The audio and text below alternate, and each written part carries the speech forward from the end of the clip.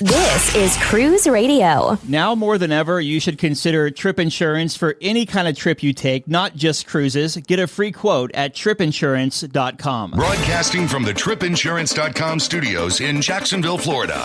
This is Cruise Radio. Hey, how's it going? My name is Doug Parker. Thank you so much for checking out this episode of Cruise Radio. Very happy to have you here, my friend. Richard Sims is back this week with the weekly dose of cruise news and recapping a recent cruise he took. Jumping right to him now. Hey, Richard. Hey, Doug. We have so much to talk about this week. Yeah, it's been a little while because you were on a cruise, then I was on a couple of cruises, and now we're back together here at last. So some big news around the Carnival. Some big news around the Carnival Cruise Line camp today. Lots of stuff. So first of all, one of the things I love about the cruise industry is how many parties there are. When a ship is announced, they throw a party. When the first deal is cut, they throw a party. Every step of the way is a celebration, and that's certainly the case with the newest ship, given that its name is the Carnival Celebration. This is the sister ship to Mardi Gras, which was definitely one of my favorite ships rolled out over the last couple of years. So the ship is now doing a transatlantic sailing, and on November 6th. That will see her going from Southampton to Miami, where she'll have her naming ceremony on November 20th. Then after that, she'll start doing year-round sailings to the Caribbean. So that's, very big news, new ship coming out and all that.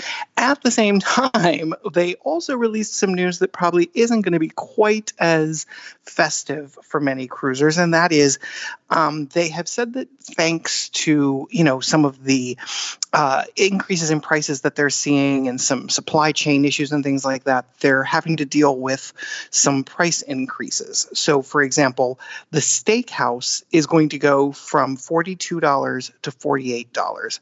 They're also going to be doing unspecified increases. I didn't see an actual price attached to how much it'll go up, but to some of the sort of higher end specialty restaurants like Rudy's Seafood Grill, for example. That'll be a little bit more expensive than it was before. They're also, and this one I don't really understand why, but on sailings of 6 nights or longer, they are still going to have lobster on, formal night or whatever they call their version of formal night, but they're moving it from the first night to the second night. I'm not really sure why, but they are. And finally, I have a feeling people will be very upset about this, but I don't really see why. They're going to be adding a $5 charge if you're eating in the main dining room and you order a third entree. Your first entree, free. Your second entree, free. All the appetizers you want, free. But if you order a third entree, there will be a $5 fee. Now, I'm sure people are going to complain and say, oh my God, look at them nickel and diming. But they're really doing this to kind of cut back on food waste because, we've all done it. You sit there and you see all the things on the menu that you want to order and you order them all and then you only can eat half. They're also, they make it very clear. If you want to order half portions, order half portions. But if you're ordering 3 entrees, maybe it's okay to charge a $5 fee. And plus, where on land are you going to get that third entree for $5? So, I'm sure people will be upset about it, but maybe it's not really worth being upset about. Hey, I'm just curious of your thoughts. Why do you think they moved that lobster night?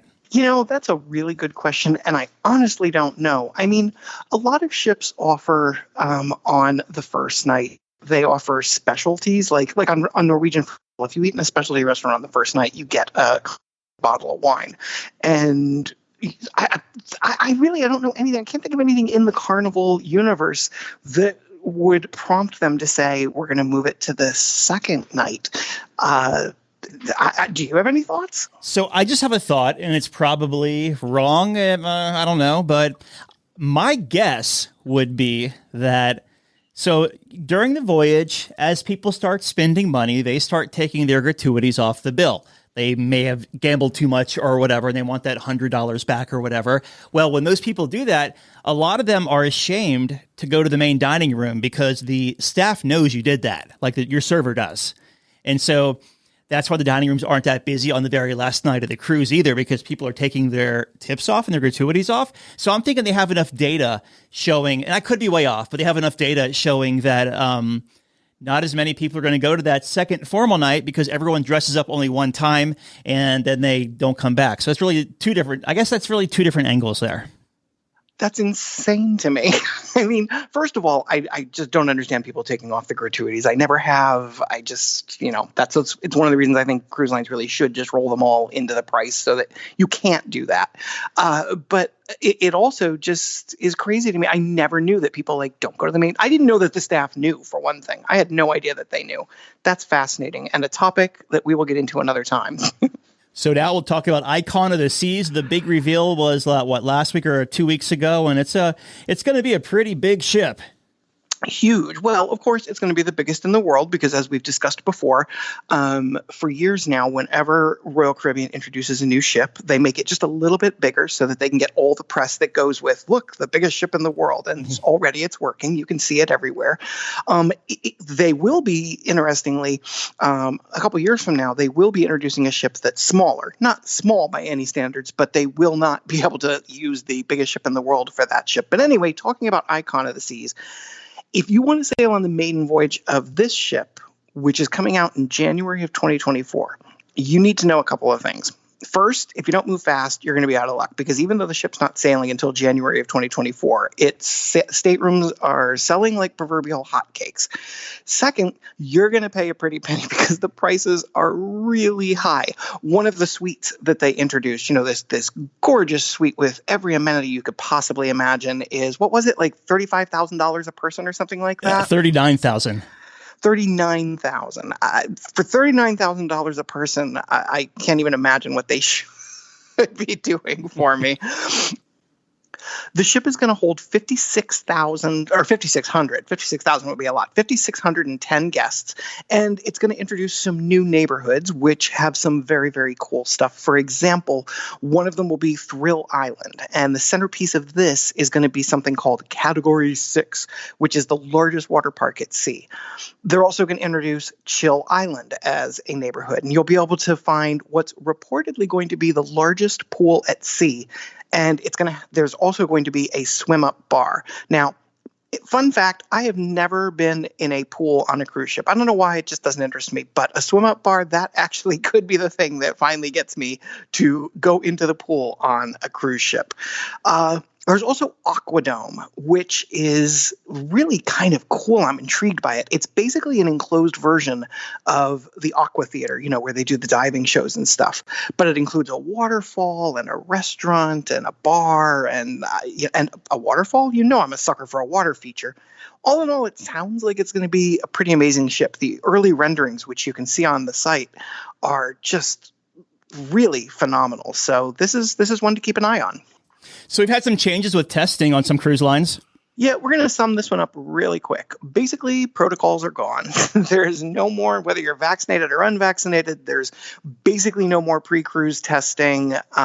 There's still enhanced cleaning and things like that on the ships, and they're doing everything in their power to obviously mitigate any disease getting on board or spreading. But this is the closest we've been to normal in 2 years. And that's for basically all the major cruise lines, I think. Norwegian, Holland, Princess, Carnival, they're basically all saying, come one, come all.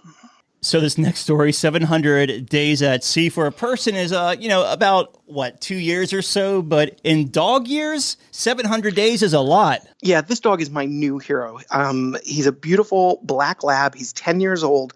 His name is Yoshka, and he has sailed over 700 days on Holland America. So when the ship was in New York recently, they actually had a very big ceremony. The president of the company was there, and Yoshka received her platinum medallion and 5-star Mariner status in the loyalty program, which is the highest honor that you can get on Holland America. Beautiful dog owned by, I love their names, Cornelia and Cornelius. She goes by Connie, and they also are platinum medallion members.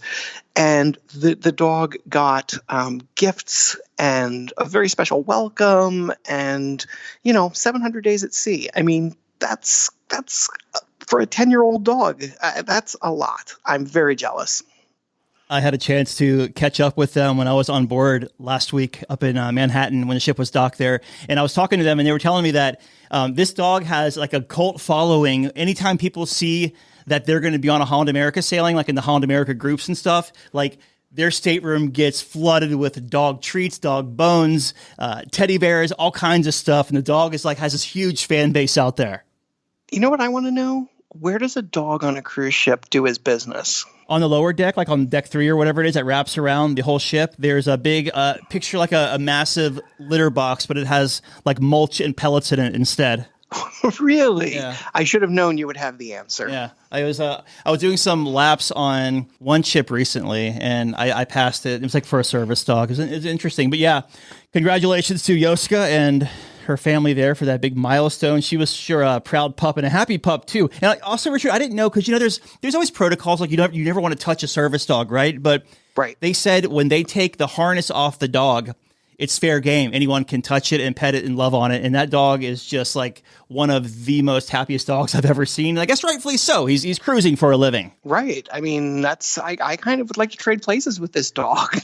And Norwegian Prima. She is sure making the rounds around the United States now. Yeah, she is. And she most recently was in Galveston, where they had a very big party, and Kelly Clarkson came on board and sang for all of them. And they combined this with NCL the last couple of years has done a special presentation where they pick 100 teachers who are given, they're recognized by their students and they're nominated by their students, and they receive a free cruise. And in this case, they got $40,000 worth of gifts from the various sponsors of the program. So all of that went on in Galveston. This was they're going to be doing one 11-day sailing out of Galveston, and then she'll move to Miami. She will be coming back to Galveston. This was the first time that Norwegian's ever sailed out of Galveston, and she will be coming back there for next winter to do a season of Caribbean voyages. But they had a nice little presentation down in Galveston. I have a couple more questions about the ship. Hold the line, okay? Sure. You're listening to Cruise Radio, America's trusted voice of the cruise industry.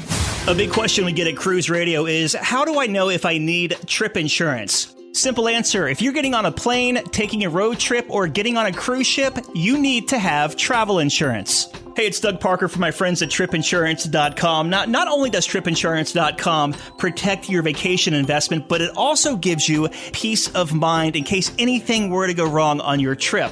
How do they do it? They offer 3 different types of trip insurance policies. Good, better, and best. One policy for every vacation budget. But it doesn't just stop there. They're up to 40% lower when you shop around on other comparison sites. Plus, tripinsurance.com offers 24-hour customer support before, during, and after your trip, online claims assistance, and travel alerts to let you know what's going on at your destination. But find out for yourself. Check out tripinsurance.com.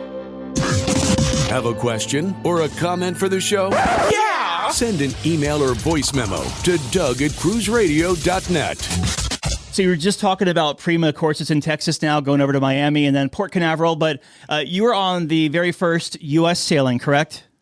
I was. It was a 4-night sailing out of New York City. It was, to be fully transparent, it was something that Norwegian paid for. They sponsored the trip, but as always, we don't let that impact our thoughts and what we write. And it's very nice of them to do that, but it's not like they're buying coverage. So we want to be very clear about that. But yes, this was a ship I was really excited about because I am and have been for years a very big Norwegian fan, especially since they do so much sailing out of New York, which is my home port.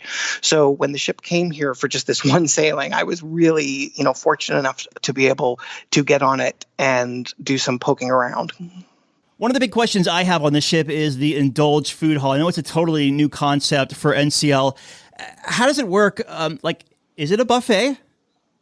It is sort of it's more like a food court in the mall, but the best possible kind of food court. Okay, so basically you go and you sit at a table and there's an iPad on your table and you can order from any of I think there's 9 different restaurants and they're all included except for the Starbucks and the Coco's, which is the high-end dessert place, that is separate and you have a fee for that. But all the other restaurants are included. And what's really cool is you can order from any of them or all of them. Like if you want to get one thing from each place, you can order and you don't have to go running around to each of the individual restaurants. Servers will bring you your food. If there's one downfall to this, it's that it is such a cool thing and it is so popular that it can be really hard to get a table in there. You sort of end up seeing people wandering around with wide eyes, like looking for a table that they can run and dart to sit to. But it was one of my favorite things on the ship. And it is kind of weird. You can kind of compare it to a buffet because you do get, all these different types of food. They had barbecue and Indian and tapas and getting it all at one place. But like I said, having them bring it to you is phenomenal. It was one of the highlights of the ship. I guess my question is just being a trained cruiser, cruising a lot, when I want food, I automatically go to the buffet. Is someone going to have to retrain their brain when they're on this ship to say, you know what, we don't have to go to the buffet. We could go to the Indulge? I think, it was interesting because my sailing was largely press and travel agents. And so, these are people who are very informed and know about everything before they get on the ship. I do think that it wouldn't be a bad idea until people get trained to have someone when you're getting on the ship, especially on that first day. Everybody on the first day heads to the buffet. It wouldn't be a bad idea for them to say, oh, by the way, make sure if you don't want to go to the buffet, you can go over here. It really depends on how informed consumers are. That's one of the things that we really pride ourselves on, is helping people know the things that they need to know before they get on a ship. But some people just get on a ship and, don't have any idea. So it might be helpful for them to I know sometimes on Carnival ships, for example, they sometimes have somebody who is standing there and says, okay, you can go to the buffet this way, or you can go, to Guy's Burgers or whatever, to sort of help spread out the crowd. How about the entertainment on board? Aside from the go-karts and everything, what was it? The Donna Summer musical they rolled out on there? It's the Donna Summer musical, and they make a very big deal about this, that this is from Broadway and that it was Tony nominated. It's worth mentioning it was only on Broadway for 3 months, and I don't think it won any of the Tonys. Now, this is not going to be everybody's cup of tea. I'll be honest, I went into it really stoked for it because I'm a Donna Summer fan, but I did not care for it. It just wasn't. I'm not really a big fan of jukebox musicals. I found the storytelling techniques to be a little clunky. But what is cool about it is it's so smart. They immediately go from the show into turning the theater into a dance club. So you remember when you were in high school and they had the bleachers, and the bleachers kind of pull into the wall so that you have a bigger basketball court? It's the same basic thing here. Now, it's not as smooth as I thought it would be. Basically, they pushed a button and the bleachers, they would just sort of retract. It's like a 20-minute process that they have to go through to get the seating area pulled back.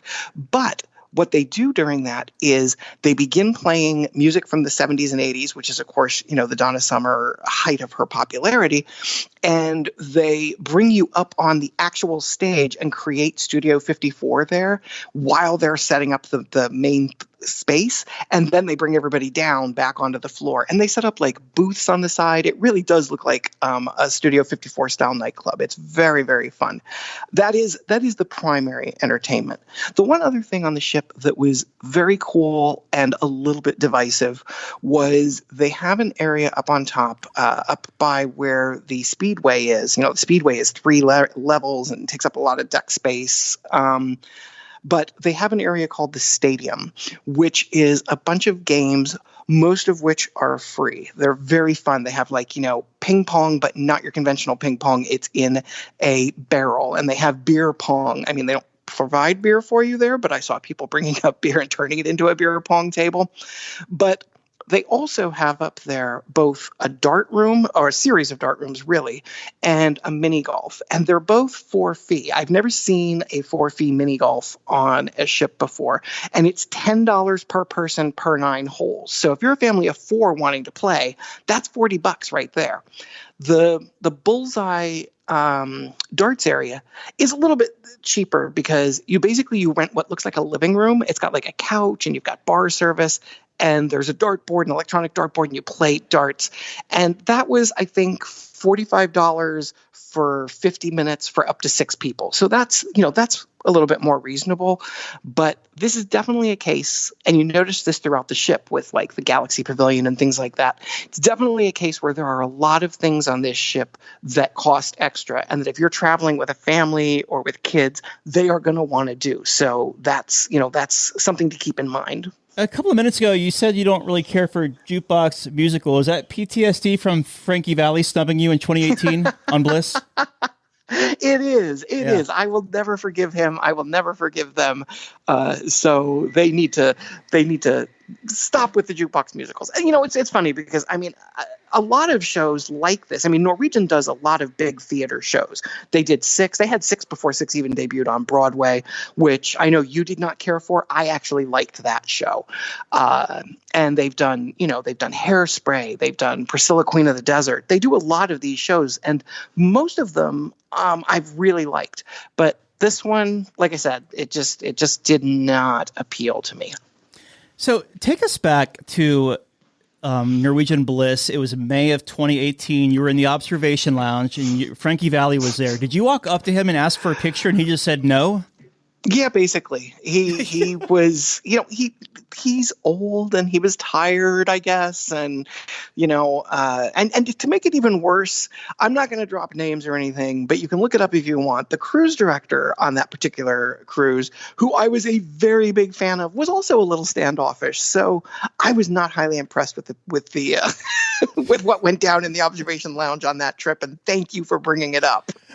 Did you have a chance to? I'm just curious how different the Haven area is, or is it the same like the other ones, like the? Oh, no. It's beautiful. It's, first of all, the entire Haven is located on the back of the ship, which is a nice change. On a lot of Norwegian ships, you can be in the Haven without being in the Haven. In other words, you're paying for the Haven and you've got all the, you've got access to the Haven, you've got a butler and everything, but you might be at the front of the ship or the middle of the ship. You might not actually be in the actual, Haven area. Here, everybody who's in the Haven is in the Haven. The restaurant is gorgeous and has a big, beautiful outdoor area with an outdoor bar as well. Lots of comfortable seating areas, an infinity pool overlooking the back of the ship. It is, like everything else on this ship, even the Haven is a little bit elevated from what we've seen with NCL in the past. And that's sort of what I thought of this ship. It's much the same that we saw with Carnival when they introduced Mardi Gras. That ship was a little bit more upscale than what Carnival had done in the past, as will be Celebration. The same thing was true here with Norwegian. This is recognizably a Norwegian ship. It's got a lot of the restaurants that you find on other Norwegian ships, but it's also a little bit more elevated. The new restaurant, Palomar, is this really beautiful high-end Mediterranean seafood restaurant. The Le Bistro, which on most of the ships, it's the French restaurant, and it's sort of a little bit dark and romantic on other ships. Here, it's like a spectacle of light. They have these 3-story chandeliers that go from the floor to the ceiling, and they're very, very cool and worth seeing even if you're not eating there. Everything is just a little bit more upscale than what you've seen before, and yet it still has that same comfort level that you tend to find on a Norwegian ship. What are your thoughts about the pool space? I know Norwegian has always, at least on their newer ships, have been accused of, shrinking the pool space and making it small. It's a little bit hard for me to fully judge because we were sailing out of New York and up to Canada in weather that wasn't ideal. So it wasn't like you had, you could really get a good sense for what the pool deck would be like on a hot day in the Caribbean. But I heard a lot of people commenting that the pool seemed small. It's not as small as like on Virgin voyages, but it's smaller than on some of their other ships. They call them infinity pools. There are 2 of them, I believe, one on the starboard and one on port on Ocean Boulevard. And they're really they're not really pools. They're more like hot tub size. But they seemed really very popular. I think we'll have to wait until she's really, probably on the sailings that she's doing out of Galveston and to the Caribbean, we'll start to hear more feedback about what those areas are like on a crowded ship. I will say that one thing I loved about this ship and what makes it great for the Caribbean, but it wouldn't be so great if you were sailing in Alaska or someplace like that, is the amount of outdoor space. They have Ocean Boulevard, which wraps all the way around deck 8, and it's wider and bigger than we've seen on other ships. An incredible amount of, I love seating areas. And I like when there's different seating areas every 50 50 yards or so, you come up with a completely different style. Like they had swinging seats that overlook the ocean, and they had recliners, and they had little groupings for 3 or 4 people. They had areas that were great for like if you had 10 people you wanted to hang out with. All outdoors. There's a really cool rock walkway where you go through that's sort of an art gallery outside with really cool sculptures, including a sculpture of a giant dog, which I loved. Supposedly it's all designed, that part of it with the sculptures and the little patches of fake grass is designed as if you were wandering through a park with your puppy. So, I'm sure that if Yoshka was to get on this ship, he'd probably be really happy and really enjoy seeing all of these patches of green and sculpture. It's a really, Ocean Boulevard is, again, takes what they have done on their previous ships with the promenade that they had and really just lifts it up a little bit and makes it even more special. Well, if you want to see Richard's trip reports, are they all published now? They are all published, okay. And we will soon also have a best and worst that's sort of designed to help people figure out, every ship is different, and it's hard to say until you're actually on a ship whether it's the right ship for you, but it might help you decide whether this offers things that you will like. And we'll link that up in the show notes at cruiseradio.net. Staff writer Richard Sims, thank you, buddy. Thanks always. All right, Dougie, let's see what we got for you, buddy. Cruise Radio is produced at the tripinsurance.com studios in Jacksonville, Florida. Get cruise news, ship reviews, and money-saving tips every Thursday on Cruise Radio. If you've enjoyed this episode, please subscribe to the show. If you want to help spread the word, give Cruise Radio a 5-star review. Find Cruise Radio where you listen to your favorite podcast or online at cruiseradio.net. I'm your announcer,